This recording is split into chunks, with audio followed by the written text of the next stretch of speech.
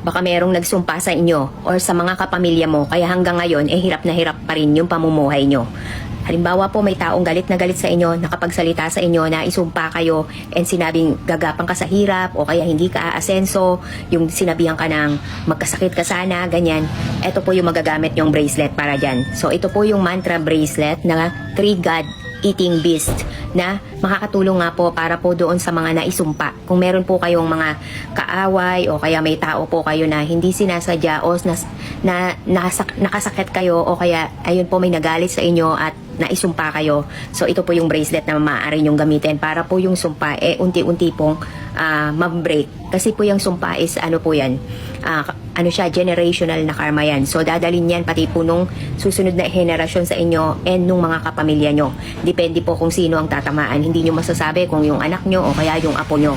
So generational karma yung dala ng mga sumpa. So ito po yung magandang gamitin nyo para po maputol yung sumpa na yan.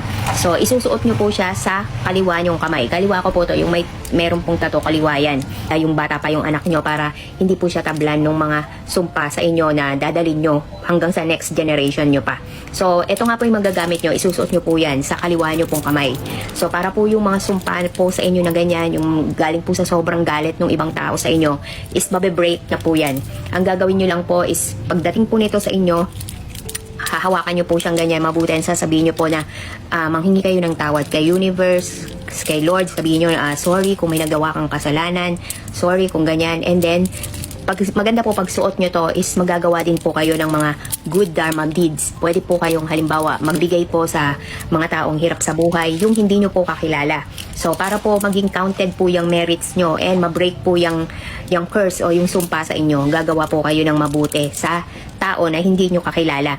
Halimbawa po, ako po ang sa akin na ito po yung practice ko. Hindi ako nagbibigay ng tulong sa alam ko naman na maibabalik yun sa akin. So halimbawa po, ang bibigyan ko ng tulong is yung hindi ko kilala, yung nakikita ko lang sa daan na hindi po yung mga namamalimos. Kung po kayo mamimigay, ako po hindi ako nagbibigay doon sa namamalimos. Ang bibigyan ko po, halimbawa po yung nakita kong hirap na hirap nagtitinda na nasa initan ng araw o kaya may matanda na nagbebenta pa kahit matanda na sila o kaya po yung mga naggagawa ng daan, mga construction workers, ganyan. Yun po ang dapat nating inaabutan ng tulong. Huwag po yung halimbawa kakilala mo na alam mo namang walang trabaho, lasinggero, ganyan. Huwag yun na hong tutulungan yun kasi kinukonsinti nyo lang sila. Pangungonsinti na po yung ganun, hindi po yung tulong.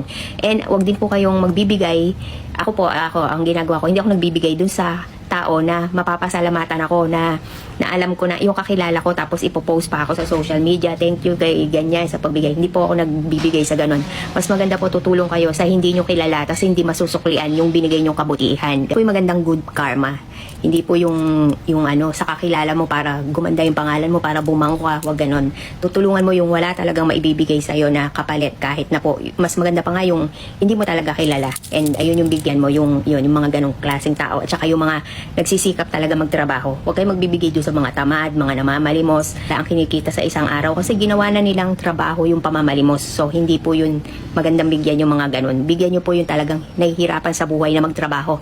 Nagbabanat talaga ng buto. So yun po yung maganda para po ma-break yung sumpa, yung karma nyo and hindi na umabot po sa susunod na generation nyo. So pagkasuot nyo po ito, ayan, gagaan yung pakiramdam nyo kasi ang sumpa pero parang mabigat sa buhay yan lalo na kung isinumpa yung kabuhayan nyo, kahit anong sikap mo, kahit anong trabaho mo, hindi ka aasenso. Pero kung may suot ka na ganito, halimbawa meron ka na lang 20 pesos na lang yung pera mo, yung 10 piso itulong mo and then ayan, magsuot ka nito, unti-unti makikita mo gagaan yung pamumuhay mo.